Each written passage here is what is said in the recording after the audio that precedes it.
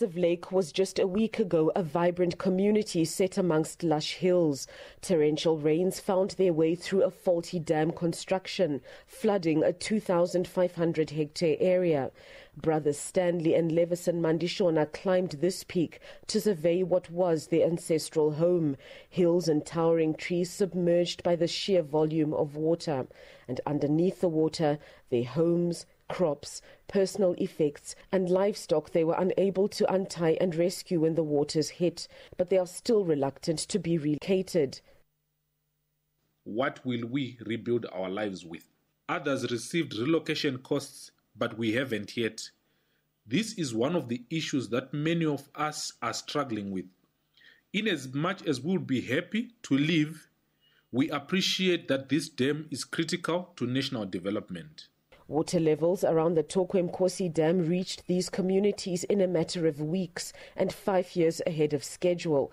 And in a desperate bid, people are fleeing and packing everything that they can.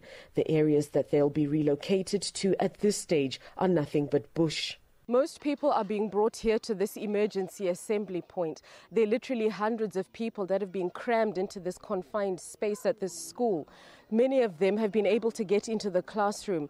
Others, though, have had to sleep outside for days, and it could be weeks until they're relocated. It's a desperate situation for many of them, especially given the fact that this is the middle of the rainy season.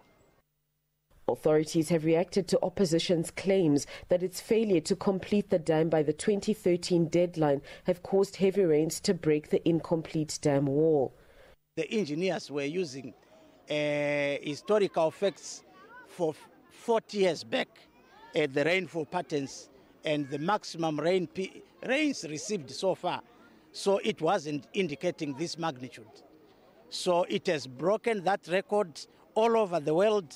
Meanwhile, aid has begun to pour in the form of makeshift accommodation and foodstuffs, but authorities say it's not nearly enough to avoid a humanitarian crisis. It's appealing for $20 million, including transport to move communities and their properties to resettlement areas. It also needs to build new schools and to feed over 2,000 families for 12 months, as well as support in rebuilding bridges that have been swept away. The Water Ministry says work will also need to be done to fortify the dam wall as well as to raise the wall height, failing which tens of thousands more people could be affected if heavy rains continue. But for now, all desperate families can do is wait, with no real relief in sight. Shinganyoka, SABC News, Masvingo, South Central Zimbabwe.